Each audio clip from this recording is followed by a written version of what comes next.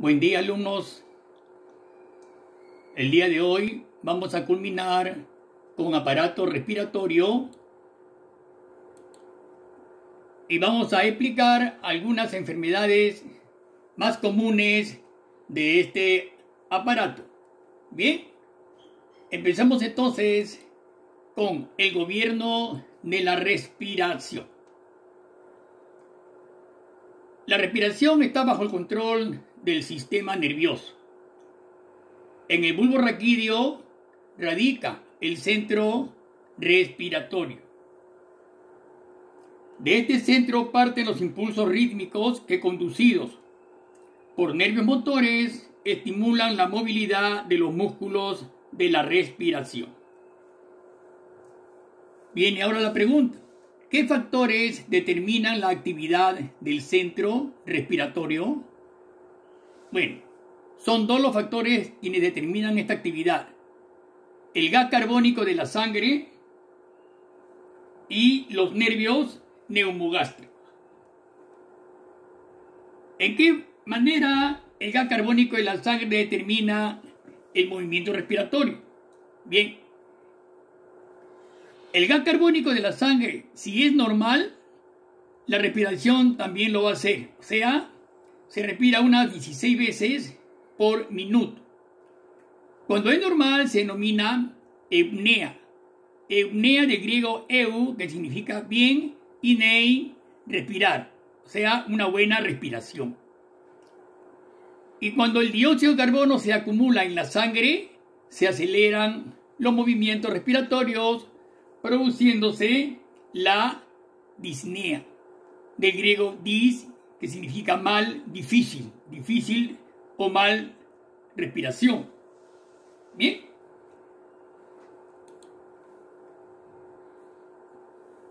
Ve los neumogástricos. El décimo par craneal o neumogástrico ejercen una acción sobre el centro respiratorio, estimulando los movimientos de la inspiración y expiración. Observamos el dibujo. Esa es la base del cerebro, ¿no? Ustedes saben: sistema nervioso central, cerebro, cerebelo, protuberancia, bulbo raquídeo. Del bulbo raquídeo nacen los 12 pares de nervios craneales, que, como todos sabemos, participan en la parte vegetativa del ser humano. El décimo par craneal o neumogástrico es el que ejerce una acción sobre el centro respiratorio, ¿ya? Mucho cuidado, estimulando los movimientos de la inspiración y de la expiración. No olvidemos, alumnos, cuando hablamos sobre la cara interna del pulmón, ¿recuerdan el hilio pulmonar? Por ahí, ¿recuerdan que ingresaba el décimo par craneal o neumogástrico? Yo les hice mención de ese nervio que entraba por el hilio pulmonar. Muy bien. Entonces, vamos a ver ahora algunos trastornos de la respiración debido a las variaciones de la presión atmosférica. ¿Ok? Muy bien. Veamos ahora.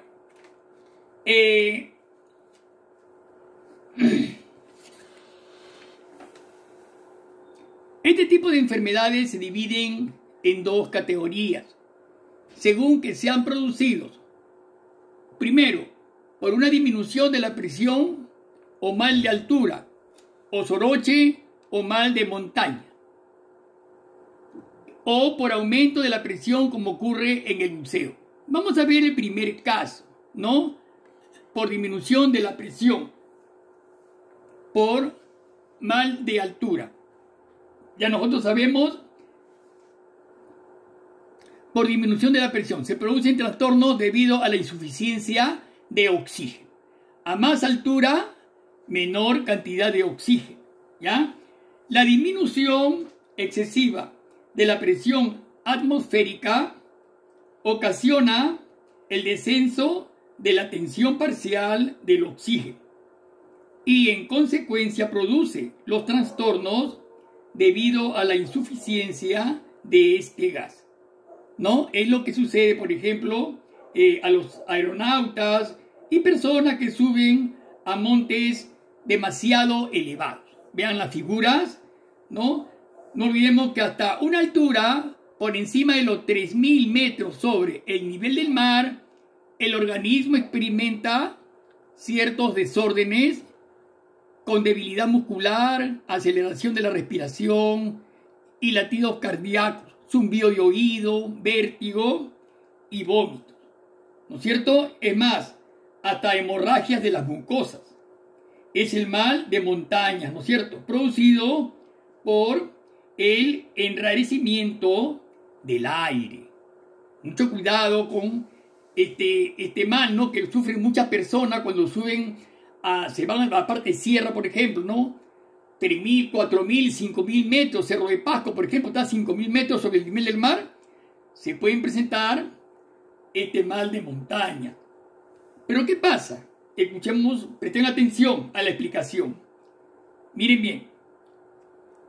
Para que el oxígeno pueda pasar a la sangre, debe llegar a los pulmones con cierta tensión. Pues bien, en la atmósfera normal, a nivel del mar, el nivel del mar es de 76 centímetros de mercurio. Mucho cuidado, esa es la presión a nivel del mar, 76 centímetros de mercurio, ¿ya? La tensión o presión parcial del oxígeno es de 16 centímetros.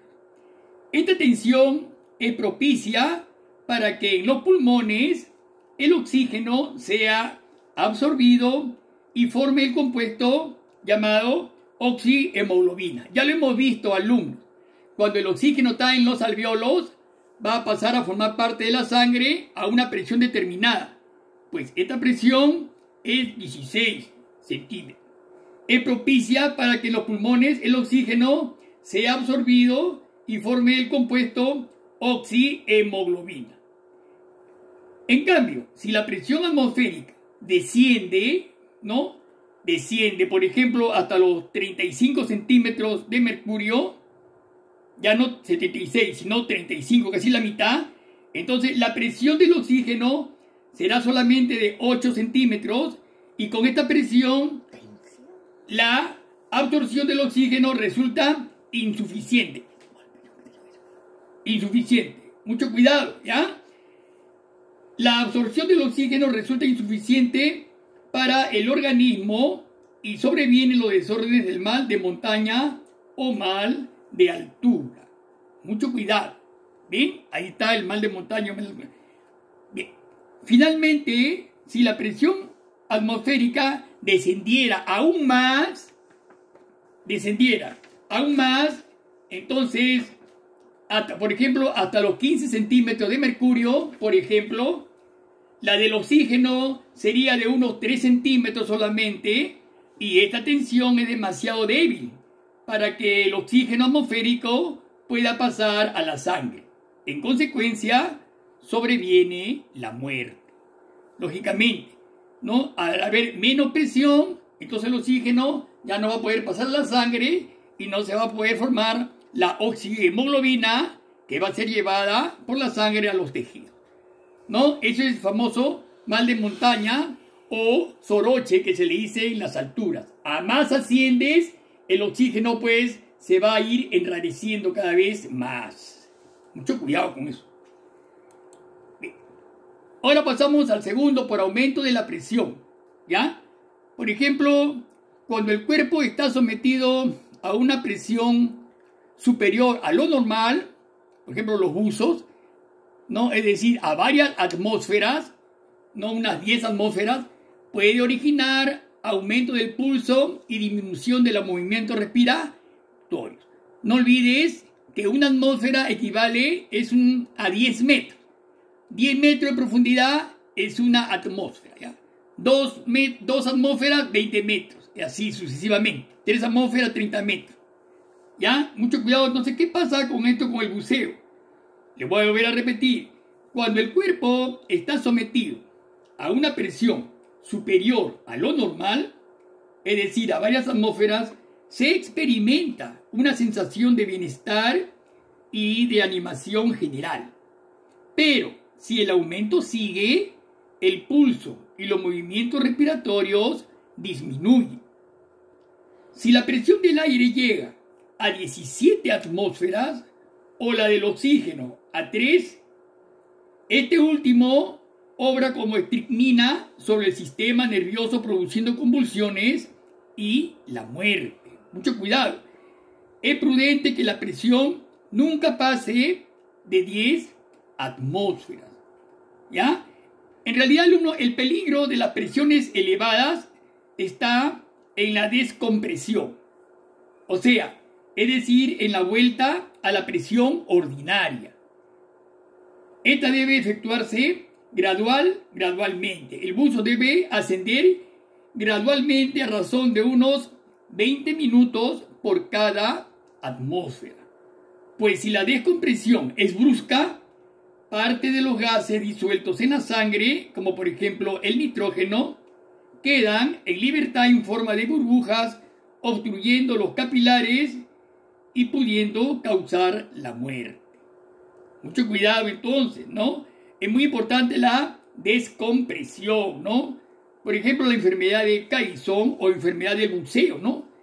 La enfermedad por descompresión es un trastorno en el cual el nitrógeno disuelto en la sangre y tejidos debido a la alta presión forma burbujas cuando la presión disminuye, ¿ya?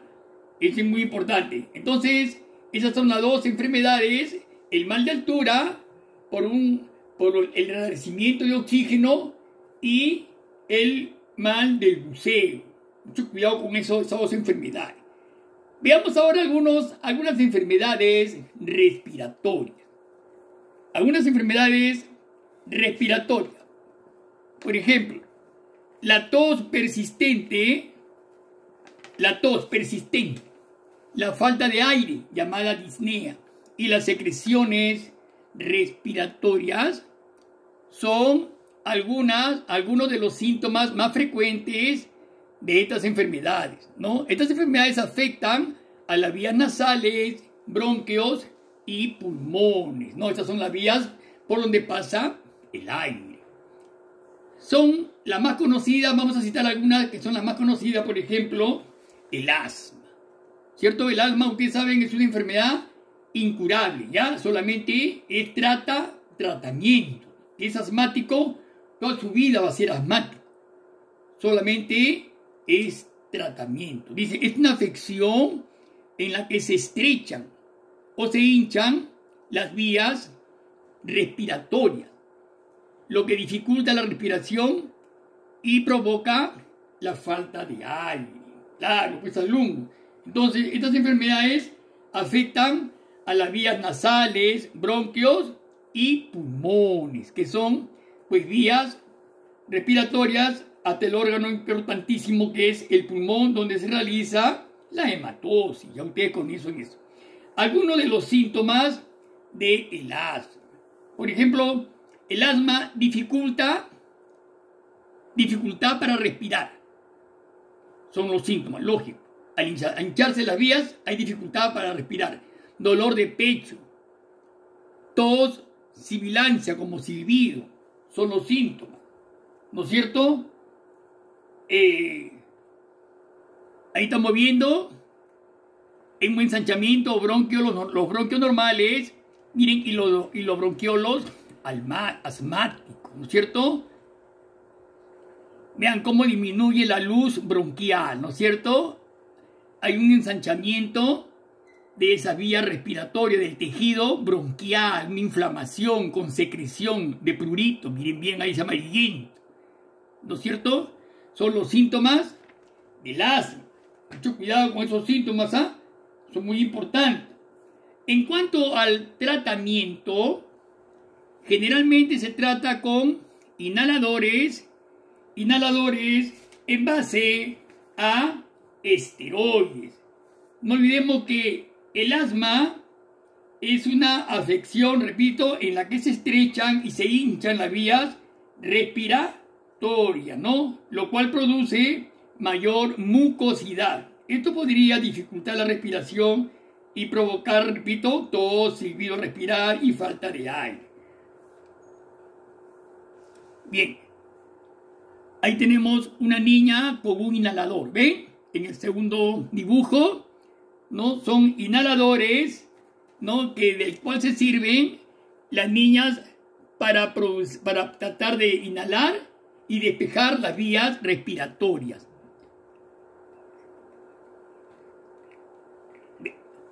Ahí está, también sacando un mayor provecho del inhalador, ese niño también que está con asma y obstrucción de las vías respiratorias, ¿no es cierto? ¿Ven?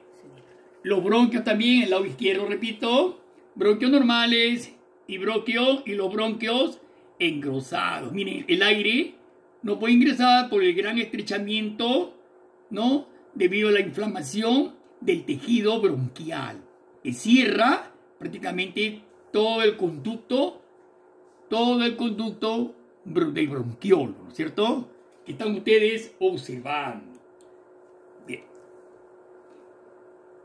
Tenemos una segunda enfermedad que es la fibrosis.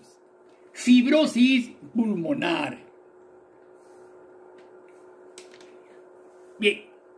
La fibrosis pulmonar es una enfermedad, como dice, pulmonar, que se produce cuando el tejido pulmonar se daña, originando cicatrices y generando engrosamiento del tejido, engrosamiento y rigidez del tejido, haciendo difícil el funcionamiento pulmonar. ¿Ya? Se daña entonces haciendo cicatrices. Este tejido engrosado y rígido hace que sea más difícil que los pulmones funcionen correctamente, ¿no? A medida que la fibrosis pulmonar empeora, tiene cada vez más dificultad para respirar. Algunos de sus síntomas son dificultad para respirar, tos seca y fatiga, ensanchamiento y redondeo de la punta de los dedos de los pies y de las manos. También hay pérdida de peso. Mucho cuidado con estos síntomas, alumnos. La evolución de la fibrosis y la gravedad de los síntomas pueden variar considerablemente de una persona a otra. Algunas se enferman rápidamente y presentan cuadros bastante graves. Muy bien, ahí tenemos en la parte inferior el dibujito, ¿ya? Ahí están los alvéolos normales. Vean, ahí están los alvéolos pulmonares hasta donde llega el oxígeno y se realiza la hematosis. Mucho cuidado. Un pulmón normal, alvéolos normales. Y vean al costado, miren los alvéolos, miren las paredes de los alvéolos que están engrosadas totalmente, ¿no? Las áreas son bastante engrosadas, hay una fibrosis, ¿no? Alvéolos pulmonares fibróticos, lógicamente, ¿no? En el lado derecho, el pulmón, es más, también está bastante fibrosado. Toda esa parte blanca, ¿no? Este pulmón está fibrosado. Conforme se va fibrosando, se van endureciendo. Entonces, ahí ya no se va a poder realizar la hematosis en toda esa área pulmonar. Miren, todos esos lóbulos, medio e inferior, prácticamente están engrosados. No se puede realizar hematosis. Esa persona está con fibrosis pulmonar. Cada vez se le va a ir siendo más difícil captar el oxígeno del medio ambiente, alumno, ya que este se realiza en los alvéolos pulmonares. Y al estar estos engrosados, va a ser bastante cada vez más dificultoso que se realice la hematosis alveolar, alumno. Finalmente, muchas personas que padecen esta enfermedad van a morir porque en realidad mueren por asfixia a no poder tomar el oxígeno del medio ambiente. Enfermedad bastante mortal, alumnos, la fibrosis pulmonar. Las causas de esta fibrosis, alumnos, son aún desconocidas. Los expertos todavía continúan estudiándolas, ¿no? Algunas de las causas probablemente serían, por ejemplo, el exceso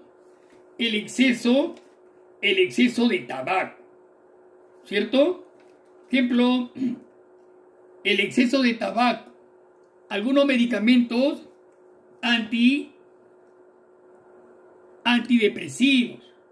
Otra causa sería, por ejemplo, el reflujo del ácido gástrico que va hacia las vías respiratorias.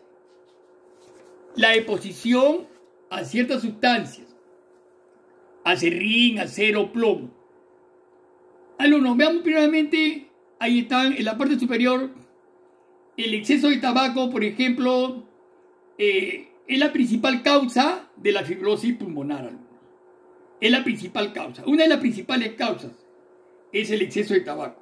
El humo del tabaco, con su elevada concentración de carcinógenos, va a parar directamente al aire y es inhalado por las personas que están alrededor inclusive. La otra causa que es algunos medicamentos antidepresivos, algunos medicamentos antidepresivos, ¿no es cierto? El exceso de estos medicamentos también va a ser una de las causas de la fibrosis pulmonar. Bien. En la parte inferior encontramos, por ejemplo, miren, el acerrín, en las combustiones de metales como el acero, el plomo y el latón, ¿no? La exposición a la combustión de estos metales, la inhalación de estos metales, también son una de las principales causas de la fibrosis pulmonar. Ahí a la derecha encontramos, ¿bien? El plomo, ¿no? La combustión de plomo, igualmente, también es causa de la fibrosis pulmonar. Bien, sí.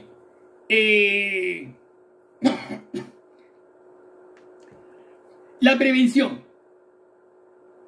Entre el 80 y el 90% de esta fibrosis, entonces, es bastante preventible. Evitar entrar en contacto con sustancias químicas las mencionadas anteriormente, las que acabamos de ver. El tratamiento de la fibrosis, debido a que se trata de una enfermedad cuyas causas son desconocidas, no se ha podido establecer un protocolo común para su tratamiento. Pero entre los fármacos recetados tenemos a los corticoides y un 10 a 30% de pacientes muestran mejoría.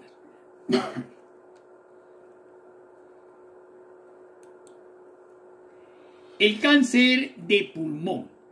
Esta es una de las principales enfermedades que causa miles de muertos, alumnos, a nivel mundial. ¿Ya? El cáncer de pulmón. Primero, algunos de los síntomas son tos, a menudo con sangre, dolor en el pecho, sibilancia y pérdida de peso, ganglios linfáticos inflamados, ¿no? Estos son síntomas que aparecen cuando el cáncer está algo avanzado. Mucho cuidado con esta sintomatología, ¿ok? Es muy importante que acuda al médico de inmediato si tiene estos síntomas para que él pueda determinar la causa y recibir los tratamientos de ser necesarios. Las causas serían los motivos que pueden provocar la aparición del cáncer. Son, por ejemplo, el tabaco. Es la principal causa del cáncer de pulmón. El humo del tabaco es bastante peligroso por los efectos que puede contener, efectos cancerígenos. La predisposición genética. Algunas personas heredan mutaciones del ADN de sus padres, lo que aumenta en gran medida el riesgo de desarrollar cáncer. Otra de las causas son agentes causantes de cáncer en el trabajo. Entre las personas con riesgo se encuentran los mineros, por ejemplo, que tienen posibilidad de inhalar minerales radioactivos como el uranio, y los trabajadores expuestos a productos químicos como el arsénico, cromatos de níquel, productos derivados del carbón, etc. Todas esas personas están expuestas. Otras causas es al exceso o deficiencia de la vitamina A, por ejemplo. Las personas que no reciben suficiente vitamina A tienen un mayor riesgo de desarrollar cáncer de pulmón. Prevenciones. Entre el 80 y el 90% de los cánceres de pulmón se desarrollan en fumadores. No olvidemos eso. La mejor forma de prevenir la aparición de la enfermedad es dejar de fumar, alumnos. Dejar de fumar. No olvidemos que solo un 25 a 30% de los casos se diagnostica cuando es posible eliminar el tumor con la operación. Miren, chicos, ahí está, por ejemplo. ¿Ya? Es muy importante esta cifra, lo escuchen bien. Un 25 a 30% nada más de los casos se diagnostica cuando es posible eliminar el tumor del pulmón con una operación. Es decir, se tiene que diagnosticar de forma precoz. Ahora, en un 20 a 30% el tumor se detecta y se trata en base a tratamientos de quimioterapia y radioterapia. Y todavía la opción de curación es posible, alumno. Todavía es posible. Sin embargo, en un casi 50 a 60% de los casos se detecta en etapas avanzadas, alumno. Una biopsia de tejido pulmonar sirve para confirmar o desmentir un posible diagnóstico de cáncer. Bien, el tratamiento. Veamos, alumnos, cuando todavía es tratable el cáncer. La elección del tratamiento dependerá de la etapa y de la extensión del cáncer, del tamaño del tumor o el tipo de cáncer de pulmón que tiene la persona. ¿Cuáles son las principales opciones? Cirugía. Cirugía cuando está en su primera etapa 1 o 2, todavía se puede extirpar el tumor. Cuando está más avanzado, se hace radioterapia al órgano, ¿ven? Ahí está la máquina en plena radioterapia. Cuando el cáncer está demasiado ya avanzado, se tiene que aplicar la quimio a todo el cuerpo en general. Ahí barre células cancerígenas, células buenas, barre todo. Entonces la quimioterapia, dice solo o en combinación con la radiación, pueden usarse antes, después o en lugar de la cirugía para tratar el cáncer de pulmón. Pero irremediablemente, alumno, con quimioterapia, cuando el cáncer ya está avanzado, el paciente durará un tiempecito más, alumno, pero irremediablemente el cáncer avanzado, desgraciadamente, alumnos, va a eliminar a la persona. Hace metástasis, proliferación y se forma el tumor maligno que comienza a enraizarse y a contaminar, a propagarse por todo el cuerpo y lógicamente la muerte es irremediable. Bueno, chicos, hasta acá entonces con enfermedades respiratorias. Muy bien, no se olviden de hacer sus tareas y será hasta la próxima clase.